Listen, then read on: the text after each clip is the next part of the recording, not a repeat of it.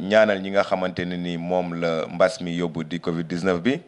et que aussi di ñaanal ñi nga xamante ni ñoom ñoo tëdd ci hôpitaux yi sunu borom aussi yëkkati leen ci jàmm ak salaam mais aussi di am njàqare ak tiis li ko waral mooy tey ji bu fekkente ne dañu ne pandémie dafa am ñu ne tey ji dañu jël ay mesures yi nga xamante ne nii dañ ko teg ci géej gi pour au moins di empêcher xale yi ñu mën a regrouper. ba pare tey jii muy am ñoo xamante dañu fay dajaloo te dajaloo bu nga xamante ne nii amaana sax mu ëpp doole dajaloo bi nga xamante ni dara amul woon mu nekk lu nga xamante ne nii wax dëgg yàlla dañ ci am ak jaaxle bu doy waar rawatina nag surtout plage yi nga xamante ne nii dañu nekk ci littoral bi mu nekk ay plage yu nga xamante ne nii sangu fa dafa nekk lu doy waar lool ñu ci nag am njaqare pourquoi parce que tey jii dañu gis que ne xale yi nga xamante ne ni tey jii ci moment wu pandémie bi nga xamante ne ni heure bi daan na fekk sax ñuy jàng tey jii jàngatuñu ñu ngi toog seen kër yi parce que tamit pandémie oblige ak Covid bi ni mu demee la tey jii xale yooyu tey au lieu que ñu toog def leneen tey jii ñoom ñuy regroupé ci plage yi wax dëgg yàlla aussi di fa def wala di fa sangu ci plage yi nga xam ne dañ ko tere di ci ay anam yu nga xamante ni yu doy waar la. moo taxoon daal ñu doon sàkkuwaat rek encore une fois ci sunu wayjur yi encore une fois ci ñi nga xamante ni aussi dañoo yore responsabilité ñu mën a taxaw daal def ci ak gëstu par rapport ak situation bi. ñu bëri ñàkk nañ ci seen bakken parce que bu fekkente ne pandémie am na muy mbas mi tey ji ñuy tere dajaloo bi ngeen di dajaloo muy gën di doy waar mais rawatina plage yi nga xamante ne ni dañ ko tere pas tere plage mais sangu bi la ñu tere mooy yenn plage yi nekk ci littoral bi. tey jii bu fekkente ne yow leer na la leeru yàlla ne plage yu mel ni sunu plage yi nga xamante ni mooy plage yu Malibu mooy plage yi nga xamante ni mooy plage yu Jàmmalaay dem Gàddaay ba Malika plage yooyu dafa nekk ay plage yu nga xamante ni accessible na ci population bi mais sangu bi dañ ko fa tere parce que dafa nekk ay zone yu nga xamante ni dafa dangereuse pour nit sangu fa ba tax na tey jii xale yaa ngi fay ñàkk seen bakken te aussi ñi fay ñàkk seen bakken ñu nekk ay tout tànk yu nga xamante ne ni ñoom ñoo yore sunu ay avenir u dëkk parce que tey jii xale yi nga xamante ne ni ñoom ñoo ñàkk seen bakken ci géej gi boo calculer seen at mu ngi jëm ci fukki at ak ñaar jëm ñaar fukki at ak ñeent ñoo xamante ni tey jii ay BFEM lañ doon def ñii doon def ay bac kon nag tey jii littoral bi li nga xam ne mu ngi koy jël ci ay bakken dafa jéggi dayoo parce que bu ñu la limalee tey jii li nga xamante ni mbas mi mooy pandémie mu ngi koy yóbbu ci bakken xaajul sax li nga xamante ni géej gi mu ngi koy yóbbu ci bakken parce que bu fekkente ne yow calculer nga année 2015 ba 2018 géej gi mu ngi yóbbu 1023 morts junni ak ñaar fukki ñetti nit ñàkk nañ ci seen bakken de 2018 ba 2019 56 ñàkk nañ ci seen bakken demaguñu fenn vacances yi dooragul sax actuellement ni am nañu ñaar fukki bakken ak ñaar yoo xamante ni moom moo ci rotagum mu nekk nag loo xamante ne nii dañuy ñaanaat sunu yaay yi sunu wayjur yi sunu parents yi ñu bàyyi xel ci njaboot gi si bien que sax kenn ku ci nekk yaa ngi def sa kéem kàttan parce que parfois xale bi dina toll fu nga xamante ne pour téye ko dina doy waar lool waaye dañ leen di ñaaxaat rek ñu ñaaxaat xale yi waxtaan ak ñoom xamal leen ne leen géej amul bànqaas mais te tamit rawatina géej gi nga xamante ni dafa nekk ci littoral bi bu aussi loolu weesoo dañuy ñaanat aussi ñi nga xamante ni tey jii ñoom ñooy sunu kilifa yi ñi nga xamante ni tey jii yàlla daf leen dénk sunu kaaraange sunu sécurité sunu kaaraange géej gi ñoom ñu jël ci aussi ay matuwaay xam nañ ne plage dañ ko tere mais ñun li nga xamante ni moom lañ leen di ñaan mooy plage yi même bu fekkee dañ ko tere boobu ba tey ñu ngi naan plage dañ ko tere te teewul xale yi ñu ngi dem ci plage yi ngelawaay nañu essayé waat xool beneen matuwaay bu ñu mën a jël pour xale yooyu nga xamante ni dem ci plage yi ñu mën leen sécuriser biñ ci toogee nag waxtaan nañ ci ak ñi nga xamante ay professionnels lañ parce que tamit ñu ngi liggéey ak ñi nga xamante ni moom mooy association des maîtres nageurs ñu ngi ciy liggéey évidemment ak ñi nga xamante ni tey jii aussi ñoom ñooy waa DPC et que aussi ñu ngi nekk tey jii wuyu nañ wootewu ministre de la jeunesse bi nga xamante ni wax dëgg yàlla tey jii moom li ko ñor aussi bokk na ci li nga xamante ni moom mooy lap yi nga xamante ni xale yi ñu ngi koy ñàkk seen bakken ci géej gi parce que quoi qu'on puisse dire tamit ministère de la jeunesse ñun ay njabootam lañ te aussi ñu ngi ñaan yàlla loolu nga xam ne mooy sunu mbébét mooy campagne vacances sans noyade ñu fexe mu nekk lu nga xamante ni chaque année dañ koy taxawal ci école yi ci établissement yi waxtaan ak xale yi teel leen dabu nga xamante ni bu vacances yi jotee du ñu am benn jafe-jafe bi nga xamante ni dañ ko am bay ñàkk seen bakkan ci géej gi. donc ministère de la jeunesse woote na pour ñu ñëw toog waxtaan ak ñoom évidemment direction de la jeunesse bi convoqué woon nañu ñu war fa dem nag pour toog def benn réunion ak association yi xool incha allah rabbi ak acteurs yëpp naka la ñuy mënee campagne de sensibilisation boobu ba suñu bakkenu xale yi ñu mën leen vraiment sàmm. Club Modèle moom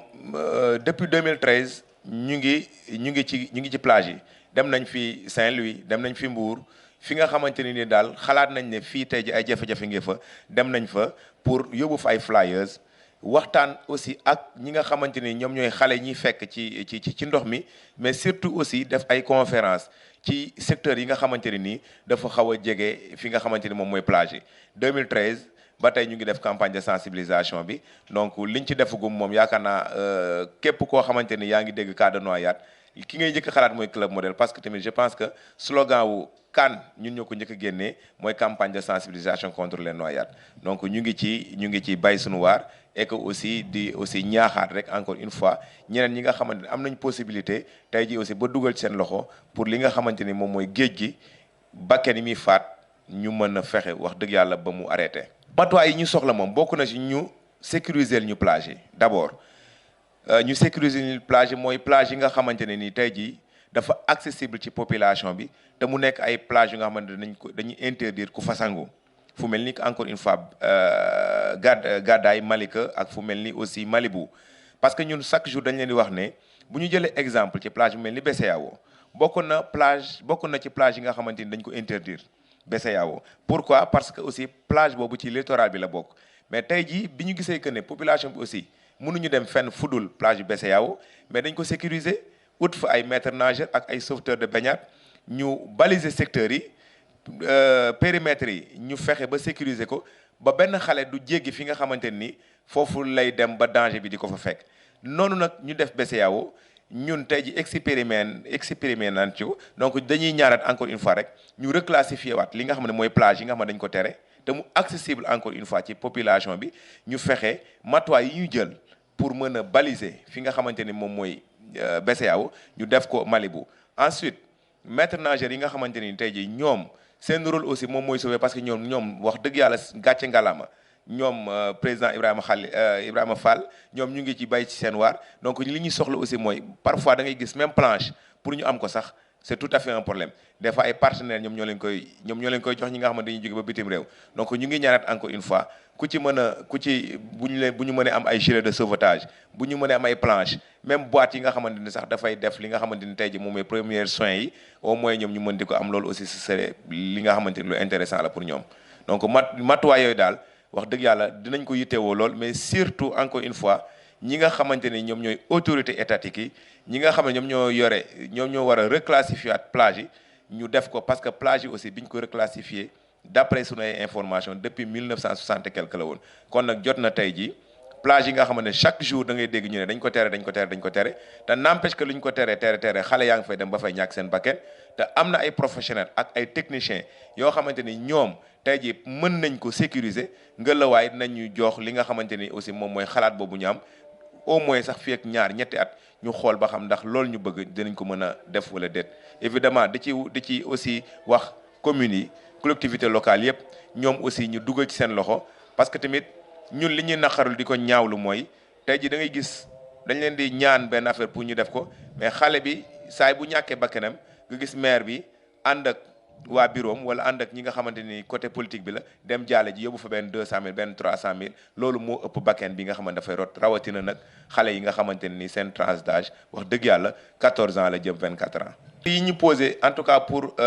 yi ñu war a posé encore pour ministère bi mooy bëgg nañu Sénégal fépp foo xamante ni géej dafa nekk rawatina nag géej yi nga xamante ni le plus souvent dañ fay dégg ay cas de noyade bëgg nañ fa dem def ay démonstration bëgg nañ fa dem aussi yóbbu fa ay flyers bëgg nañ fa dem aussi li nga xamante ni mooy piscine artificielle yi nga xamante ni war nañ ko war a mën a am parce que aussi doyen li ma la fàtte wax mooy Sénégal dañu am loo xamante ni nii àdduna ñu ci bëri amuñu ko mooy littoral du fépp ngay dem fekk ko fa comme ñun yàlla baaxee na ñu am littoral te am na littoral yu nekk ci yeneen pays ñoo gën a dangereuse littoral bi ñun bi ñu yore te teewul dañ ko sécuriser kon ñun même bu fekkee suñu moyen permettre guñu sax ñun ñu mën a def ni ñooñu, mais am na ay piscines yu nga xamante ne ay piscines artificielles lan yoo xamante ni war nañ ko war a mën a jël exposé ko ci littoral bi ba mën a di téye xale yi nga xamante ni nii tey ji ñoom aussi dañuy dem bay ñàkk seen bakken ci géej gi. Dinañ ànd ak nag comme ni ñu ko wax dinañ nag ànd ak ministère bi comme ni ñu ko waxee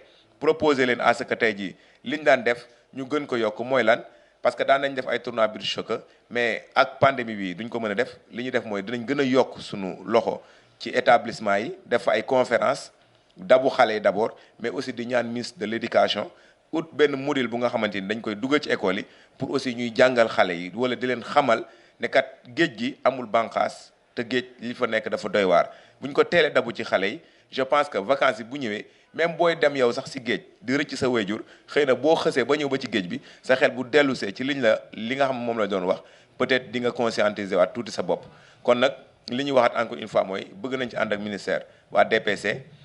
jël ay matuwaay ay flyers mooy direction de la protection civile. waaw ñoom ñu ngi bànqaas la bu nga xamante ne mu ngi wekku ci ministère de l'intérieur. donc cette année ci daal dañu bëgg a def liggéey bi nga xamante ni dañ ci ànd ak acteurs yëpp.